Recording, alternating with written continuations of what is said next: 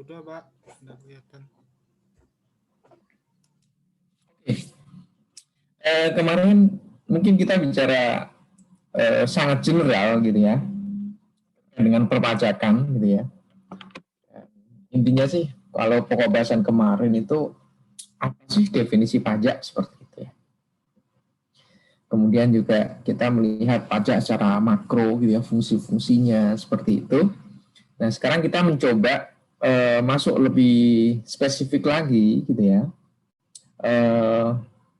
Yaitu terkait dengan subjek. Jadi bahasan tentang subjek ini sangat penting karena subjek pajak itu artinya pelaku ya, pelaku orang yang atau pihak yang gitu ya nanti mendapatkan kewajiban untuk menunaikan kewajiban perpajakan. Ya. Nah, saat ini pokok bahasan kita adalah PPH ya, PPH terlebih dahulu ya. Dan sepertinya memang perpajakan 1 itu PPH saja ya. Nanti perpajakan 2 itu KUP dan PPN gitu ya. PPH terlebih dahulu. Nah.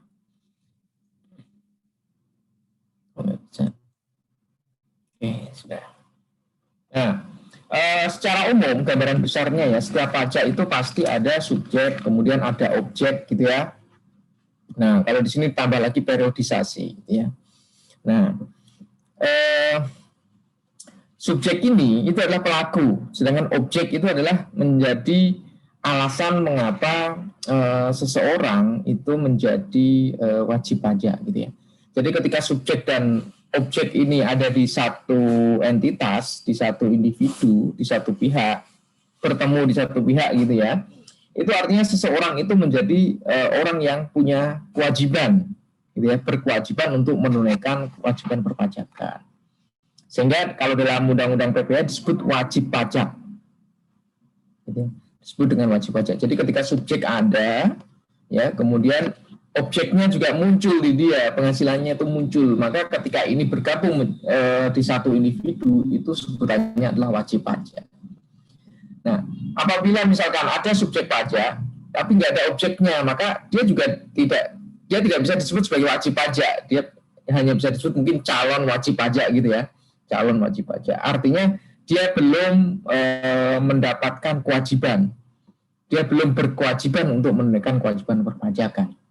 Atau sebaliknya, subjeknya nggak ada, objeknya ada. Nah, ini juga tidak bisa dikenakan pajak oleh pemerintah, tidak bisa. Ya, banyak kasus objeknya ada, tapi subjeknya nggak ada. Ya contohnya misalkan kasus Google ya, PT Google Indonesia. Kalau kalian mencoba searching di internet kasus pajak Google ya,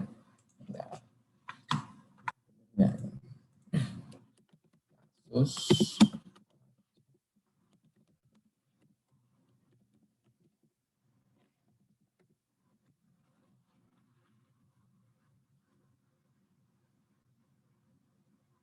nah, kalau kalian ngeklik kasus pajak Google, nah salah satunya muncul RI tidak mampu sendiri kejar pajak Google CS. Nah, ini adalah suatu kasus yang unik gitu ya, di mana objek pajaknya ada yaitu penghasilan.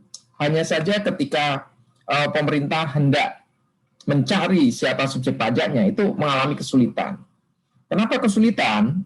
Karena kebetulan Google ini ya, terutama Google yang mendapatkan penghasilan itu ya, itu posisinya tidak di Indonesia gitu ya, posisinya tidak di Indonesia.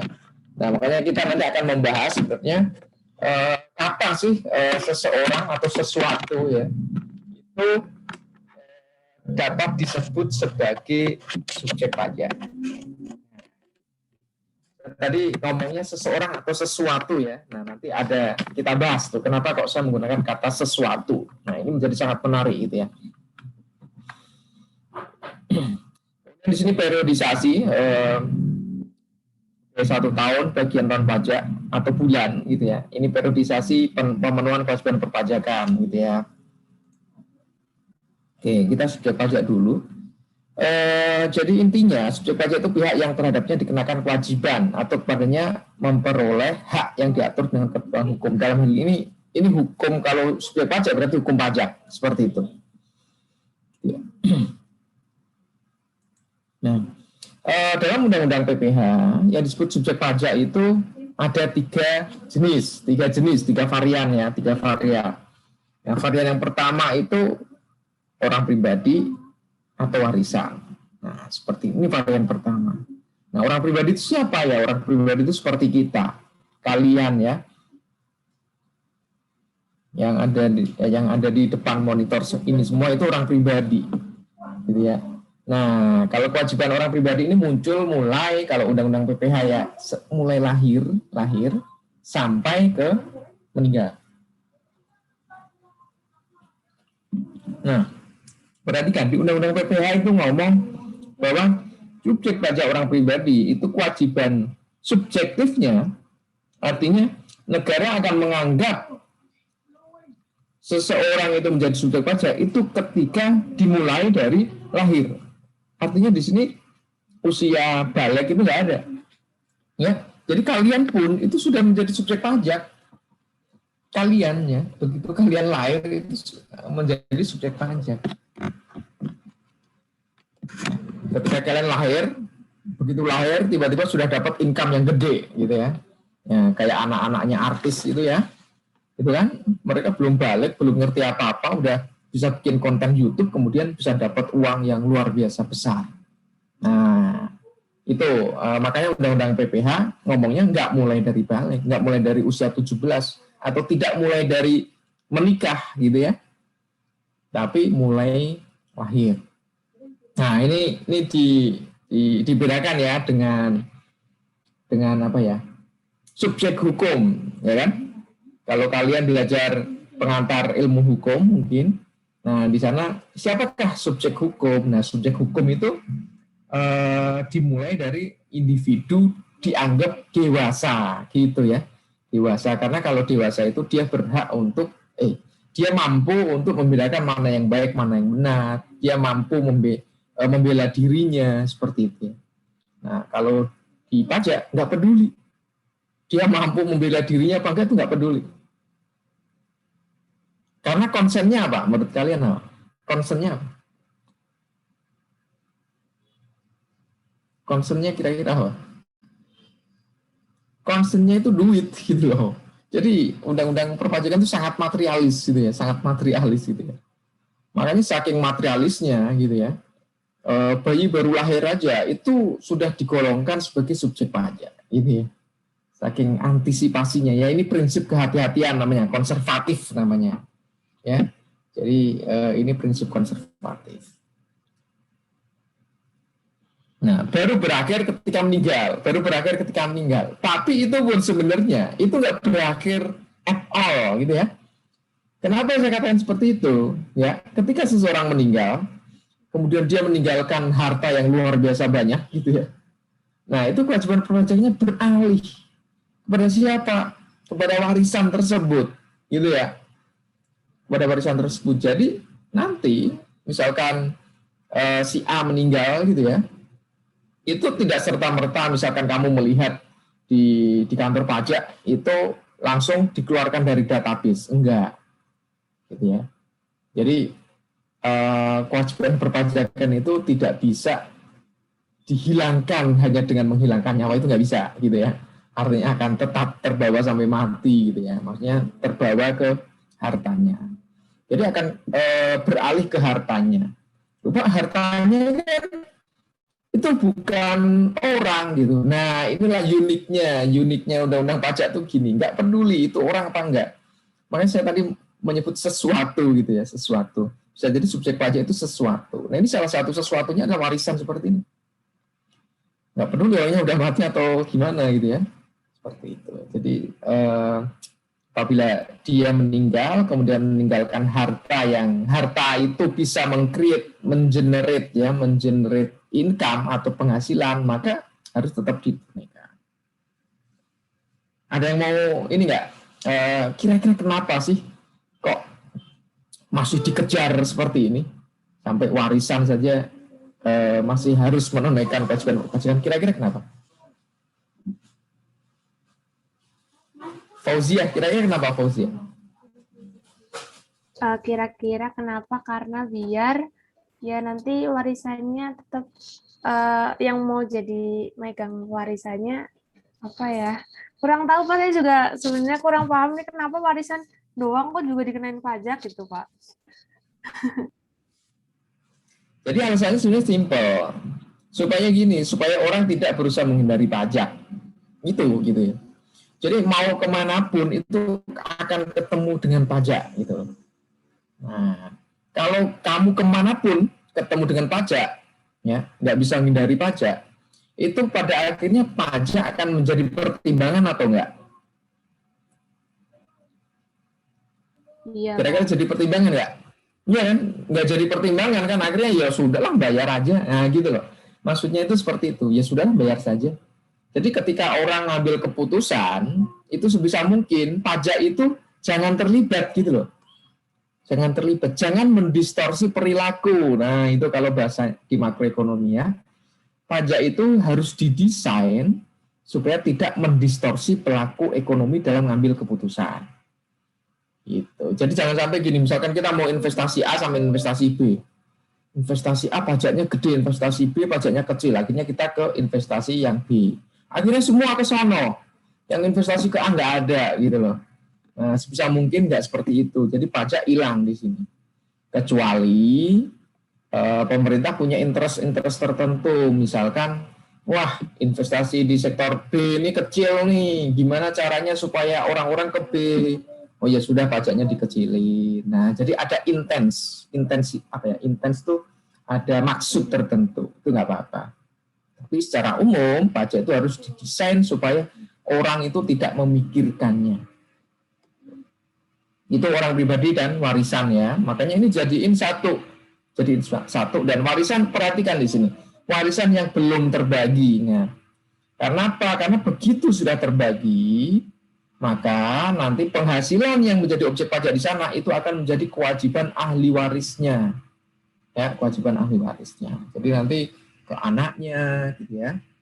Nah, undang-undang perpajakan juga tidak menerapkan hukum Islam atau hukum agama tertentu ya. Jadi siapapun yang menerima warisan ya, yang ada di KK kartu keluarga itu, siapapun yang menerima warisan gitu ya, ya sudah itu nanti akan punya kewajiban perpajakan. Ya seperti itu. Kemudian yang kedua BU badan, yang ketiga adalah BUT. Nah, kita bahas satu-satu ya. Ini orang pribadi sudah.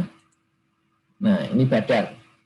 Nah, badan itu secara definisi sekumpulan orang atau modal yang merupakan satu kesatuan yang melakukan usaha maupun yang tidak melakukan usaha. Perhatikan kata-katanya.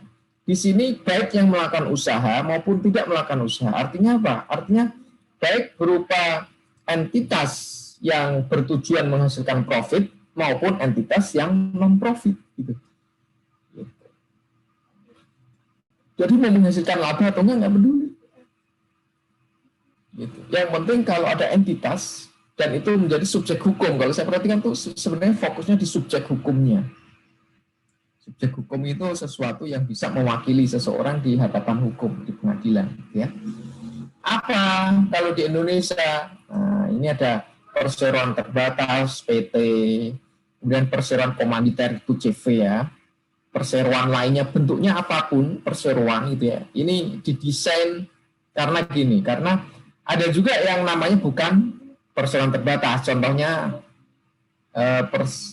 perusahaannya Mercy ya, Mercedes itu NV apa gitu saya lupa. Ya, dari bahasa Belanda itu ya. Jadi makanya disebut perseroan lainnya itu tuh untuk supaya bisa menjangkau perusahaan-perusahaan yang didirikan bukan berdasarkan undang-undang PT, tapi undang-undang yang sebelumnya yang jauh lebih tua. Nah, kemudian BUMN atau BUMD dengan nama dan dalam bentuk apapun, gitu ya. Lagi rame ya BUMN ya. Lagi waskita terutama ya, lagi terlilit rugi sampai puluhan triliun. Saya nggak bisa bayangin itu bayarnya pakai apa nanti. Bukan bayarnya, jadi nutup kerugian karena saya dengar vendor-vendornya itu mengajukan pilot gitu ya. Pilot itu waskita karya harus dihentikan operasinya, kemudian asetnya dibagi kepada pihak-pihak yang memiliki hutang piutang dengan 7 triliun. Menurut saya itu jumlah yang sangat besar ya. 7 triliun itu 7.000 miliar atau 7 juta gitu ya. Luar biasa. Nah, kemudian yang ketiga firma. Nah, firma ya. Ini unik ya. Ini unik, firma ini unik. Karena kalau di negara lain seperti di Australia, kemudian di Inggris atau di USA gitu ya. Firma ini bukan subjek pajak. Nah, makanya kalau kalian belajar pajak internasional, firma ini akan menjadi satu sesi perdebatan tersendiri gitu ya, karena treatment pajaknya antara Indonesia dengan negara lain itu berbeda. Jadi kalau di Indonesia firma itu 2 orang berkumpul gitu ya, kemudian sepakat untuk menjalankan bisnis gitu ya. Hanya saja bedanya dengan PT itu, firma itu tidak terbagi atas saham, tapi ya secara profesional seperti itu ya. Biasanya firma itu kan firma hukum ya, firma Arif dan teman gitu biasanya ya. Nah itu saya dan teman saya berarti itu sepakat untuk berbisnis gitu ya. Kemudian menggunakan nama itu tadi Arif dan teman. Kemudian biasanya di bidang jasa profesional, biasanya hukum, akuntan publik gitu ya. Hukum, akuntan publik apalagi ya. Penilai itu biasanya bentuknya juga firma. Karena yang dijual itu profesionalitas dari pihak-pihak yang berkumpul di situ. Ya. Orangnya masih ada, makanya tadi firma Arif dan teman gitu ya. Nah, di Indonesia firma seperti ini itu subjek pajak tersendiri. Tapi kalau di luar negeri yang menjadi subjek pajak ya Arif gitu ya, dan kawannya itu tadi siapa subjek pajaknya itu. Tapi di Indonesia enggak. Makanya ini sebenarnya jadi celah tax avoidance ya, atau pendaran pajak sebenarnya ya. Jadi celah yang bagus gitu ya, kalau orang tahu. Terus kongsi ya, perkongsian. Ya ini corporation ya, kongsi itu, cooperation gitu ya. Kerjasama lah intinya seperti itu. Koperasi, dana pensiun, termasuk dana pensiun yang banyak sekali itu gitu ya. Persekutuan. Nah, kalau di Istanbul kalau nggak salah ada persekutuan PMK itu apa ya? Persekutuan mahasiswa Kristen ya. Nah, kalau PMK itu gimana gitu ya? Nah, sepertinya kalau PMK itu tidak masuk ya, tidak masuk. Ini persekutuan di sini lebih ke entitas bisnis ya biasanya seperti itu. Kemudian perkumpulan termasuk asosiasi, persatuan, perhimpunan atau ikatan dari pihak-pihak yang punya kepentingan bersama. Dan yayasan baik profit maupun non profit gitu ya. Kalau yang lagi rame itu yayasan yang dulu pegang Taman Mini ya. Nah, itu juga subjek pajak gitu.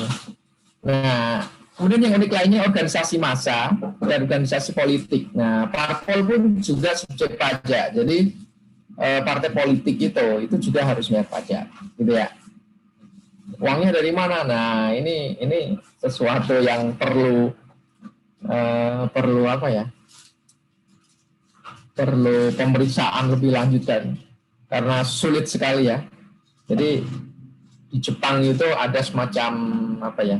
Kredo tidak tertulis. Kredo itu apa? Kredo itu semacam semboyan gitu yang tidak tertulis ya. Jadi petugas pajak Jepang itu bisa memastikan gitu ya, atau ketika mengaudit PNS itu bisa menemukan penghasilan yang dimiliki PNS itu hingga keakuratannya sampai 95% ya. PNS itu bisa diidentifikasi sampai 95%, sampai 100% juga, 95 sampai 100%. Itu PNS ya. Kalau pengusaha, petugas pajak Jepang itu hanya mampu mendeteksi penghasilan pengusaha tersebut maksimal yaitu 70 sampai 80%. Ya, 70 sampai 80%. Sisanya yang 20 sampai 30% itu tuh give up. karena biasanya disembunyikan dengan cara yang sangat sempurna gitu ya. Hanya kalau kalian pernah dengar Panama Papers, ya, nah itu kan salah satu cara untuk menyembunyikan pajak ya. Nah itu pengusaha. Nah kalau politikus, nah, politisi itu petugas pajak Jepang itu ngomong cuma sanggup mendeteksi sekitar 40%. Nah ini unik nih. Hanya 40%, yang 60% gimana? Nggak bisa. Petugas pajak nggak bisa ngetrace, nggak bisa ngikutin. Ini menunjukkan apa? Menunjukkan bahwa politikus itu licin gitu ya, kayak belut seperti itu ya. Susah gitu ya, susah. Kalau kalian lihat di TV kan memang susah ya. Ya. Kadang-kadang jadi ustadz gitu ya, kadang-kadang jadi ini, nggak karuan lah. Seperti itu ya. Kadang-kadang mengkritik sesuatu, tapi di lain pihak hal yang sama didukung. Nah, kayak gitu tuh. Saya kadang-kadang juga bingung ya. Contohnya misalkan kayak saya masih ingat betul dulu menolak hutang gitu ya, sekarang mendukung hutang gitu, atau sebaliknya gitu. Itu jadi benar-benar yang dipikirkan itu preferensi. Menurut saya preferensi pribadi ya, bukan preferensi ideologis. Ya, bukan ideologis tapi ya seperti itulah. Ya namanya juga politik ya. Politik itu seni untuk mendapatkan kekuasaan. Ya, nah, kekuasaan akan apa? Ya, kekuasaan akan uang, kekuasaan akan tahta, gitu ya, dan wanita, gitu. 3T jadinya. Oke, kemudian selanjutnya lembaga. Lembaga ini bisa macam-macam, ya seperti LIPI, Lembaga Ilmu Pengetahuan Indonesia itu juga harus punya NPWP ya. Kemudian badan lainnya, termasuk kontrak investasi kolektif. Ada yang tahu kontrak investasi kolektif? Anyone? Ever heard? Pernah dengar? Raihan pernah dengar Raihan? Kontrak investasi kolektif? Ada nggak nih Raihan Bayu?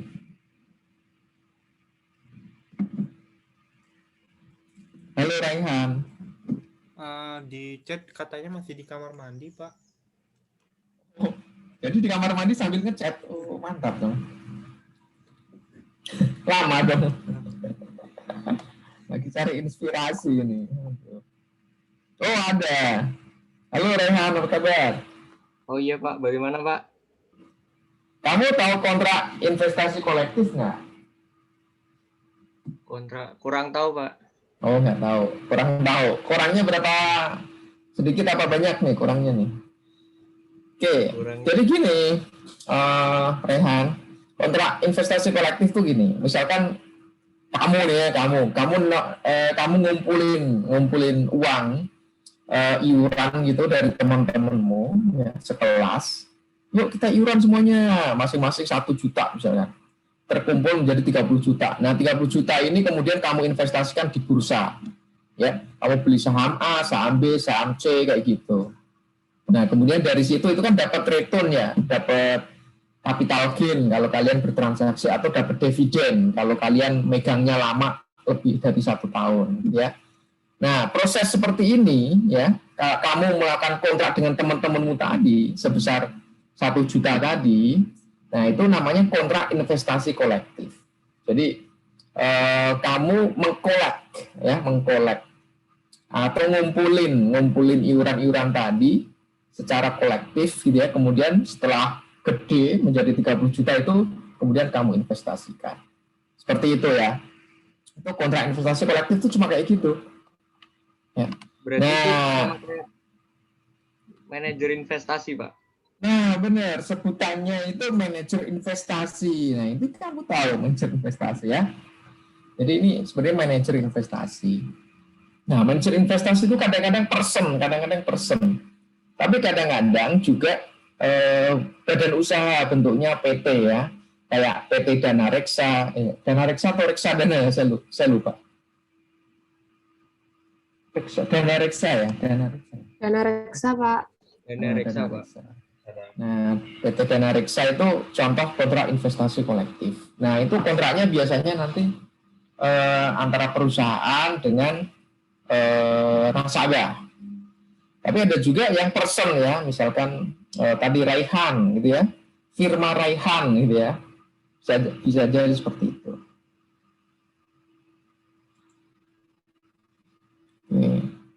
Ini BUMN, BUMD, ya, saya pikir ini untuk menunjukkan bahwa BUMN dan BUMD itu merupakan entitas yang mengelola kekayaan negara, hanya saja pengelolaannya itu berbeda. Jadi kan sebenarnya kekayaan negara itu dikelola oleh kementerian dan lembaga ya. Ada satu lagi kekayaan yang dikelola oleh di luar kementerian, yaitu dikelola oleh BUMN atau BUMD ini. Jadi ini punya rakyat juga gitu ya. Hanya saja pengelolaannya terpisah. Kenapa kok dipisahkan? Karena gini, BUMN sama BUMD itu mendapatkan penugasan khusus untuk menggerakkan sektor ekonomi. Padahal ya, kalau dalam best practice pengelolaan manajemen negara ya, itu negara tidak boleh berbisnis gitu ya. Karena kalau negara berbisnis, ya itu pasti akan menang gitu loh. Ya kan? Kalau negara berbisnis itu pasti menang. Kenapa? Karena dia punya power yang sangat luar biasa, terutama dari aspek kewenangan.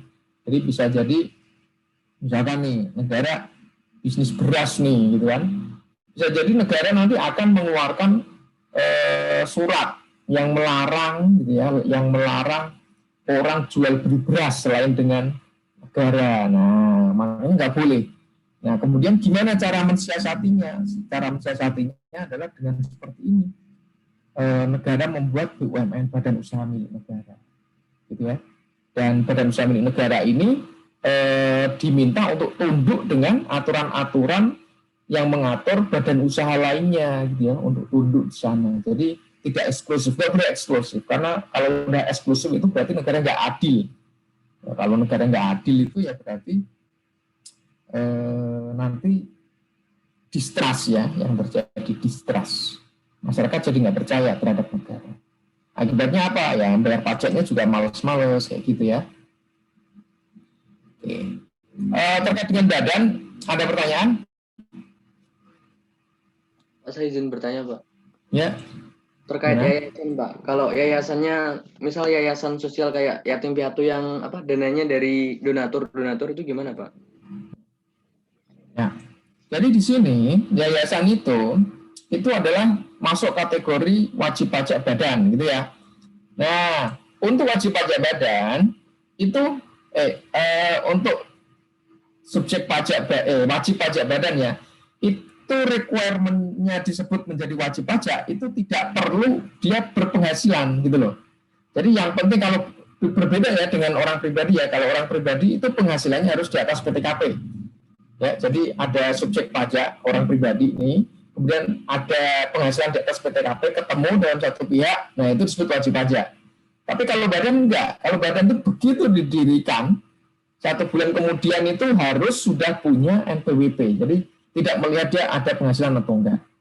Jadi termasuk misalkan ada yayasan yatim piatu, itu dia juga harus bentuknya harus punya NPWP badan ya, subjek pajak badan. Nah, kenapa penyebabnya? Penyebabnya gini, karena kadang-kadang meskipun dia yayasan yatim piatu itu kan tetap ada transaksi uang ya, ada transaksi uang, nerima uang misalkan. Kemudian kadang-kadang juga gini,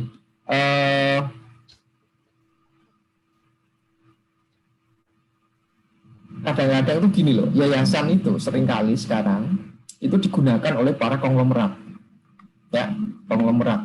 Untuk ngapain? Ya untuk mengalihkan kekayaannya. Coba kalian perhatikan.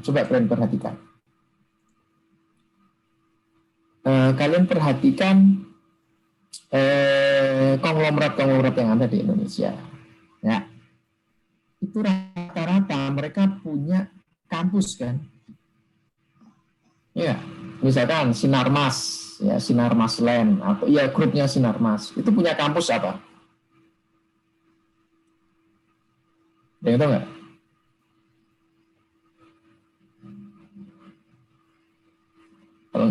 salah Universitas Pelita Harapan ya. Kemudian di grup yang lain ada Presiden University kalau kalian tahu gitu ya. Jadi kenapa kok mereka melakukan itu gitu ya? Karena mereka ingin menghindari pajak. Skemanya gimana? Skemanya. Jadi gini. Ya. Jadi gini. Jadi ternyata di Undang-Undang TPH itu ada satu klausul ya, ada satu klausul kalau misalkan suatu entitas PT ya itu mengeluarkan CSR Corporate Sustainability Reporting dalam bentuk membantu pendidikan, nggak hanya pendidikan sebenarnya olahraga juga pendidikan olahraga sama fasilitas sosial FASUM ya itu boleh dikurangkan sebagai biaya ya boleh dikurangkan sebagai biaya. Nah ini jadi konglomerat itu untungnya kan gede banget gitu ya tapi dia sayang waduh kalau untungnya ini nggak aku kelola gitu ya nggak aku kelola nanti untuk negara dong rugi ya gitu perseptifnya gitu 1/4 itu kan harus disetor kas negara karena tarif pajak kan 25% untuk badannya. Wah kalau kayak gitu tak alihkan aja deh aku bikin yayasan pendidikan. Nah akhirnya duitnya dialihkan ke sana dengan yayasan pendidikan itu nanti dengan uang yang miliaran itu bikin gedung gitu ya bikin asrama gitu ya bikin taman yang luas gitu ya. Jadi dia tetap bisa menggunakan itu sebagai private property dia seperti itu, tapi dengan cover yayasan tadi, ya. Nah ini yang terlihat ya, yang saya perhatikan seperti itu. Tapi Ditjen Pajak masih belum begitu memburu yayasan-yayasan pendidikan dan aliran-aliran uangnya ke yayasan tersebut. Jadi itu ya. Jadi untuk mengantisipasi itu, maka yayasan harus menjadi entitas hukum atau subjek hukum sendiri. Apapun bentuknya. Jadi apapun bentuknya. Ya bisa jadi gini, mungkin sekarang ya, itu yayasan yatim piatu itu mungkin belum bisa menyetorkan ke kas negara. Tapi someday, gitu, siapa tahu ketika yayasan ini dikelola dengan baik, donaturnya banyak, gitu ya. Kemudian yayasan ini, wah donatur banyak banget nih uangnya nih. Kebutuhan cuma 1M sebulan tapi donatur yang masuk 10M, yang 9M gimana? 9M ya udah, aku beli Indomaret aja, bikin Indomaret gitu kan. Kemudian bikin Alfamart. Nah, akhirnya yayasan itu dapat income juga. Nah, seperti itu ya. Gitu, jadi banyak juga konglomerat yang menggunakan yayasan-yayasan ini sebagai sarana untuk pembayaran pajak ya. Dan pajak. Terima kasih. Any question? Yang lain? Oke, kemudian BUT, BAT ya, BUT. Nah, BUT ini adalah bentuk usaha yang bisa digunakan oleh orang atau badan. Tapi orang atau badan ini tidak di Indonesia, gitu ya. Tidak di Indonesia. Misalkan ada seseorang di Singapura gitu ya, dia jual beli online gitu ya, di Indonesia, yang beli kalian semua gitu ya. Nah, karena yang beli orang Indonesia banyak, itu artinya penghasilan itu berasal dari Indonesia gitu loh. Nah, kalau penghasilan berasal dari Indonesia, sebagai negara tempat sumber penghasilan itu muncul, maka Indonesia berhak memajaki semuanya. Itu. Nah, karena Indonesia berhak memajaki, pemerintah Indonesia berhak memajaki, maka dia harus nyari subjeknya, gitu. Ini asal mula BOT itu dari situ. Harus nyari subjeknya. Wah, subjeknya di luar negeri nih. Gimana ini caranya? Nah, akhirnya muncullah konsep BUT ini, atau dalam bahasa Inggris itu permanent establishment. Establishment itu artinya apa ya? Ada yang tahu nggak? In English artinya apa? Establishment? Penetapan ya? Apa? Halo? Anyone? Ada yang tahu establishment itu apa? Fauziah apa Fauziah? Oh, kamu ngertinya bahasa Arab ya? Pendirian kayaknya, Pak. Apa? Pendirian. Pendirian. Oke, ya bisa dikatakan seperti itu, pendirian atau penetapan. permanen ya.